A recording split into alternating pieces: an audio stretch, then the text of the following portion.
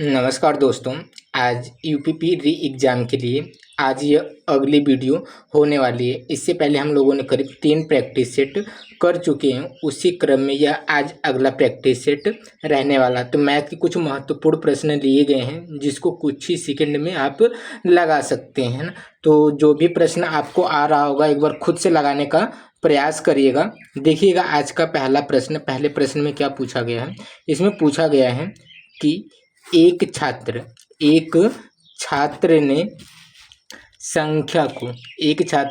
एक संख्या को 21 से विभाजित करने के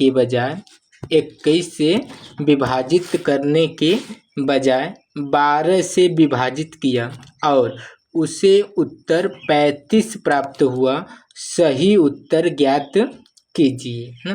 तो जो एक छात्र था वह संख्या क्या बताया नहीं, लेकिन एक संख्या को 21 से क्या करना था, विभाजित करना था। लेकिन 21 से न विभाजित करके वह किससे विभाजित किया है, 12 से विभाजित किया है। तो उसे उत्तर कितना मिला है, 35 मिला है।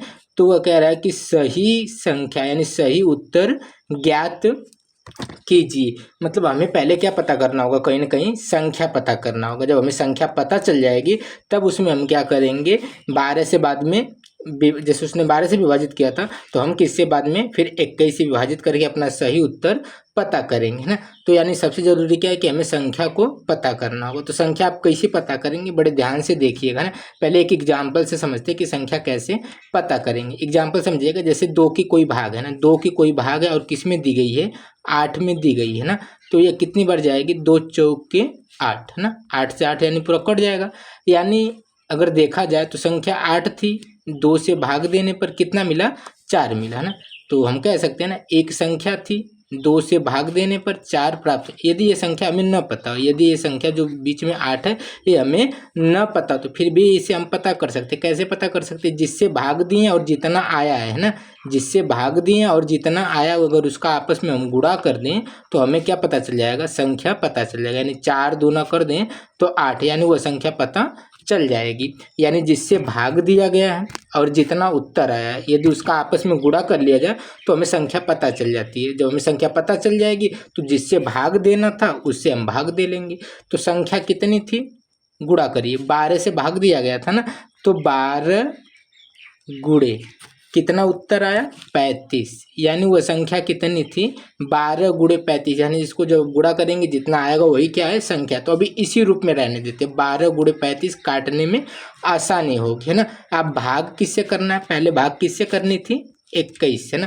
तो 21 से आप क्या करिए, भाग करिए। तो 21 को भी थोड़ा सा तोड़ के लिखिए ना, 21 को भी क्या करिए, थोड़ा सा तोड़ के लिखिए। तोड़ के लिखने का मतलब इसे 3 गुणे 7 के रूप में लिखिए, थोड़ा सा काटने में आसानी होगा। 7 त्रिक 21। अब इन संख्याओं को काट लीजिए ना, 3 से काटिए 12 को, 3 चौके 12 और 7 पच्चे 35। कितना मिला, 4 और 5, 4 गुणे 5, 4 गुणे 5 करेंगे तो 4 पच्चे 20। कितना मिलेगा, 20। यानी इसका सही आंसर क्या हो जाएगा, ए एकदम सही हो जाएगा। यानी हमें संख्या पता करनी थी और जिससे भाग को शुरुआत में करना था उसी से कर देंगे, हमारा आंसर निकल के आ जाएगा। यानी ए वाला ऑप्शन जो है 20 दिया हुआ है एकदम सही हो जाएगा। आगे देखिएगा अगला प्रश्न। इसमें क्या पूछा गया है, इसमें पूछा गया है विभाज्यता के नियम से वह छोटी से छोटी संख्या ज्ञात कीजिए जो 12, 18, 21 और 30 से विभाज्य, है ना। जो इन संख्याओं से विभाज्य होगी वही हमारा क्या होगा, आंसर होगा। तो आपके पास 4 ऑप्शन है। यदि आप चाहें तो छोटी से छोटी संख्या का है ना, इन संख्याओं को आप क्या कर सकते हैं, ल से निकाल के सभी ऑप्शनों में भाग दे सकते हैं। जो ऑप्शन कट जाएगा वही हमारा क्या हो जाएगा, आंसर हो जाएगा। लेकिन एलसीएम निकालना फिर ऑप्शन को चेक करना कहीं ना कहीं ज़्यादा टाइम लेगा। तो इसके लिए हम क्या करेंगे, विभाज्यता के नियम से लगाएंगे। विभाज्यता के नियम से कैसे लगाएंगे, जैसे 12 में क्या आया है, 3 चौके 12, है ना। इसमें क्या है, 6 त्रिक 18, इसमें क्या है, 7 त्रिक 21। यानी 3 3 सब में आ रहा है और इसमें 7 भी आ रहा है। तो मतलब जो ऑप्शन 7 और 3 से कट रहा होगा वही क्या हो जाएगा, आंसर हो जाएगा ना।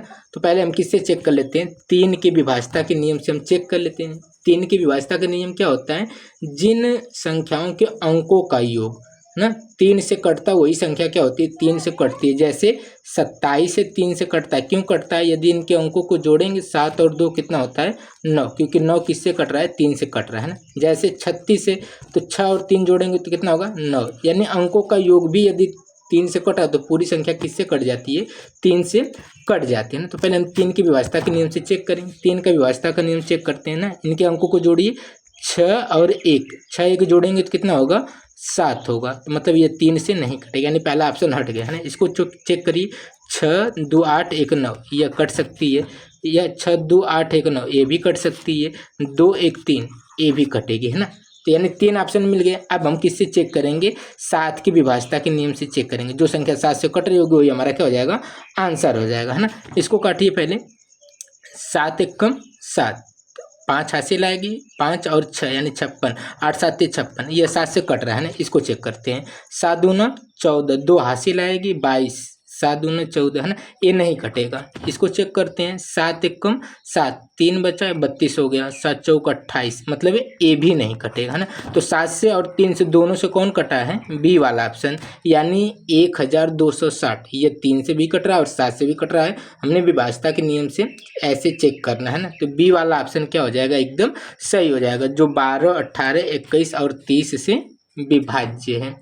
आगे देखिएगा अगला प्रश्न, इसमें क्या पूछा गया है, ए बी विभाज्यता के नियम से ही पूछा है ना। इसमें 9 की विभाज्यता का नियम आपको आना चाहिए। इसमें क्या पूछा है कि निम्न में से कौन सी संख्या, यानी 4 ऑप्शन दिए हैं, इसमें से कह रहा है कौन सी संख्या ऐसी है जो 9 से क्या है, विभाज्य है।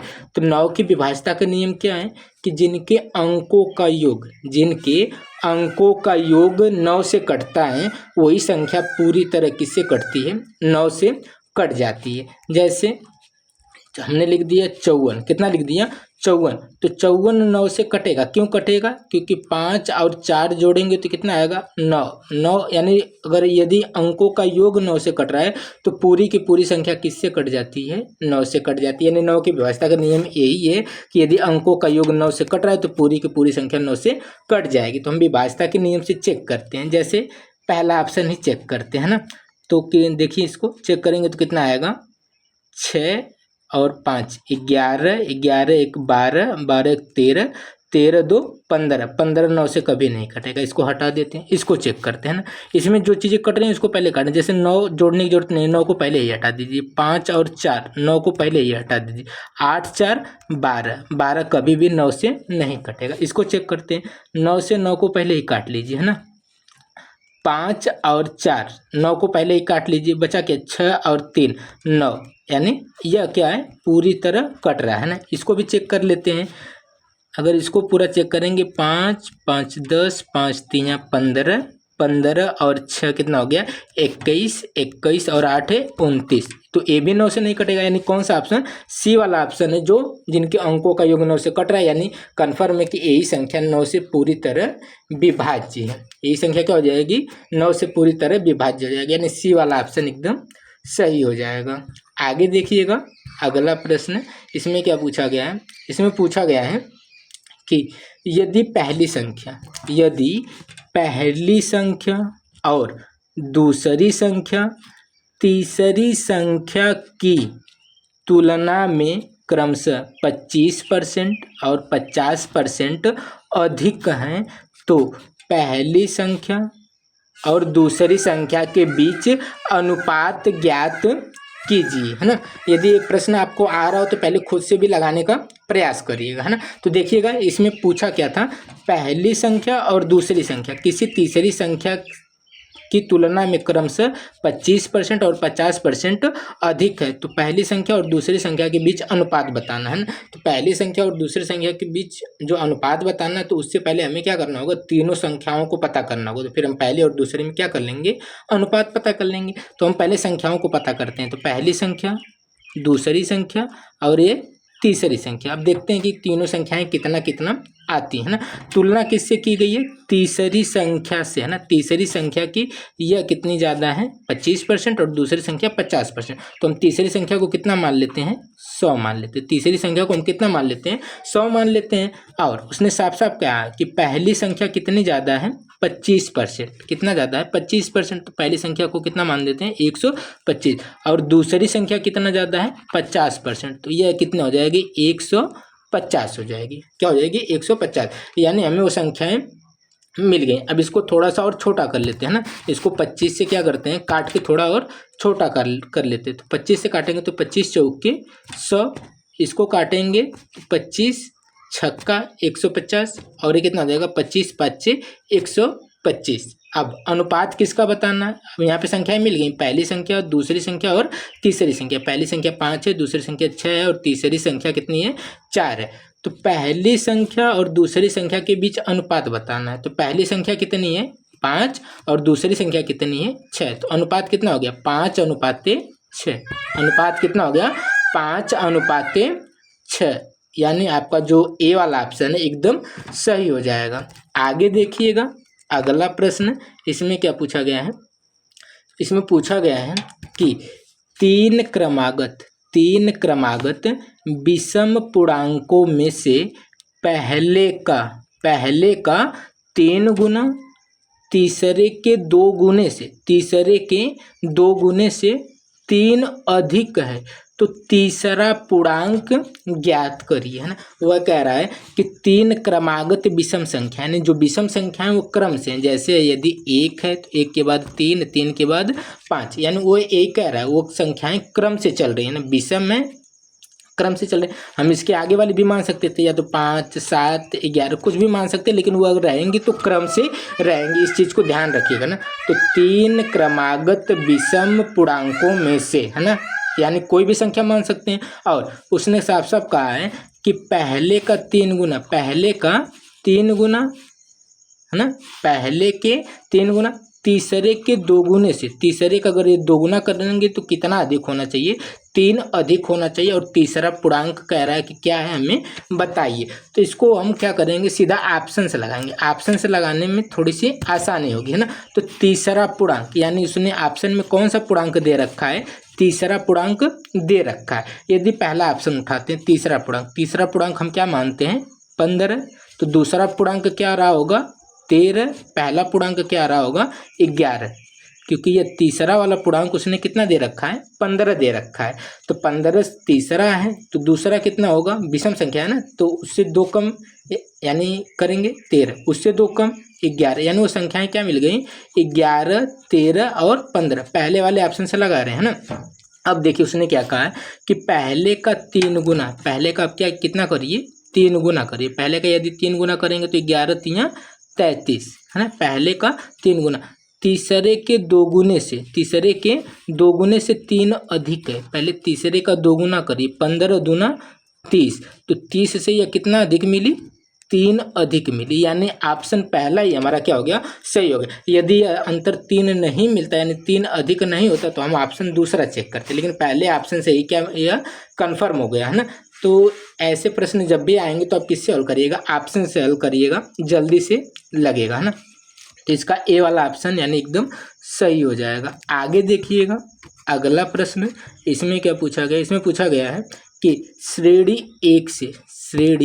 1 से 99 तक गणना में दहाई के कुल अंक कितने हैं, यही बताना है ना।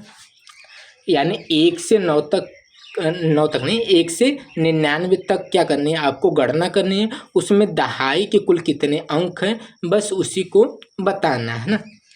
यानी 1 से कहाँ तक गिनना है?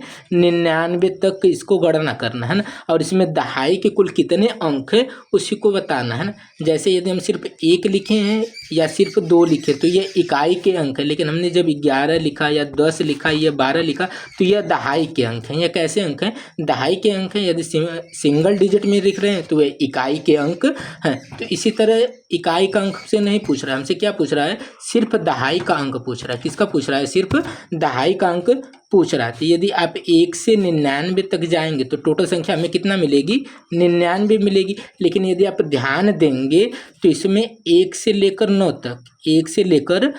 तक एक अंक वाली संख्या है ना, यानी इकाई के अंक है। 1 से लेकर 9 तक कितनी संख्याएं हैं, 9 जो हैं इकाई अंक वाले, यानी इनको क्या करना होगा, हमें घटाना होगा। क्यों घटाना होगा, क्योंकि हमें सिर्फ क्या चाहिए, दहाई अंक, यानी जो 10 से संख्या स्टार्ट होगी, 10, 11, यानी संख्याएं यहाँ से स्टार्ट करनी है ना। यदि आप 99 में 9 घटाएंगे, 99 से क्या करेंगे, 9 को घटाएंगे तो कितना आएगा, 90 आएगा, है ना। यानी टोटल दहाई के अंक, यानी दहाई वाली संख्याएं कितनी मिल रही हैं, 90 मिल जाएंगे। यानी बी वाला ऑप्शन क्या हो जाएगा, एकदम सही हो जाएगा। 9 हमने क्यों घटाया, क्योंकि 1 से 9 तक इकाई वाले अंक 9 होते हैं ना, इसलिए 9 को हमने घटा दिया, तो 99 से 9 घटाएंगे तो कितना आ जाएगा, 90 आ जाएगा। आगे देखिएगा अगला प्रश्न, इसमें क्या पूछा गया है, इसमें पूछा गया है कि दो क्रमानुगत संख्याएं ज्ञात कीजिए जिनमें पहले अंक का 3 गुना दूसरे अंक के 2 गुने से 5 अधिक है ना। इनको हम कैसे चेक करेंगे, ऑप्शन बाई चेक करेंगे, है ना। तो पहले अंक का कितना, 3 गुना, पहले अंक का 3 गुना और दूसरे अंक के 2 गुने से, दूसरे अंक के 2 गुने से 5 अधिक है ना। तो पहले अंक का कितना करना है, इसको मानते हैं पहला अंक, है ना।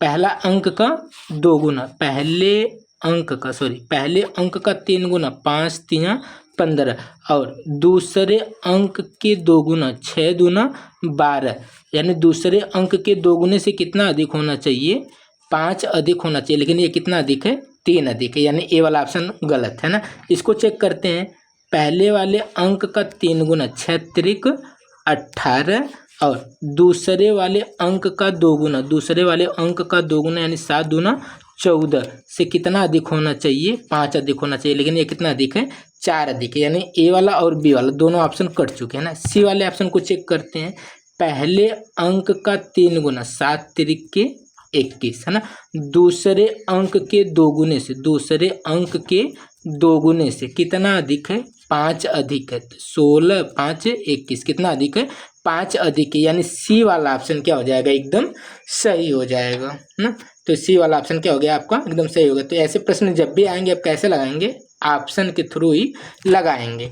आगे देखिएगा अगला प्रश्न और आज का आखिरी प्रश्न है। तो जो भी सेशन यानी जो प्रैक्टिस सेट आपका चल रहा है, यह उसी क्रम में आज का चौथा प्रैक्टिस सेट था। तो एक बार कमेंट करके जरूर बताइएगा कि जो प्रैक्टिस सेट चल रहा है यह आपको कैसा लग रहा है ना। एकदम एग्जाम लेवल का ही प्रश्न लिया गया है, जिस तरह का एग्जाम यानी 17-18 फरवरी में प्रश्न पूछा गया था ना। तो देखिएगा इसमें क्या पूछा गया है, समांतर श्रेणी से है ना, और पिछली बार जो पेपर हुआ था 17-18 उसमें भी समांतर श्रेणी से हर शिफ्ट में एक एक प्रश्न पूछा ही गया था ना। तो देखिएगा इसको कैसे हल करेंगे। इसमें पूछा क्या है, 11 एक सीरीज चल रही है, 11 17 23 है ना, एक समांतर श्रेणी में हो तो 12वां पद ज्ञात कीजिए, यानी इसने डॉट डॉट करके छोड़ दिया, मतलब 11 लिख दिया, 17 लिख दिया और कितना लिख दिया, 23, फिर डॉट डॉट डॉट करके ये हमसे क्या पूछ रहा है, 12वां पद, जो 12वां पद होगा उसी के बारे में पूछ रहा है। तो 12वां पद आप कैसे निकालेंगे, देखिएगा बड़े ध्यान से देखिएगा 12वां पद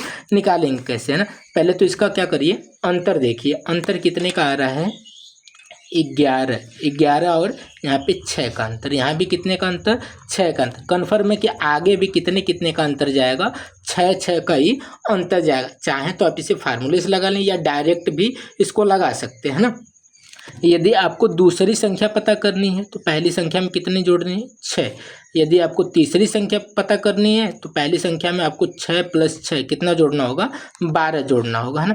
तो हमें पता कौन सी करनी है, 12वीं संख्या ना। तो पहली संख्या को छोड़िए, स्टॉप रखिए, टोटल संख्याएं कितनी हो गई, 11 है ना।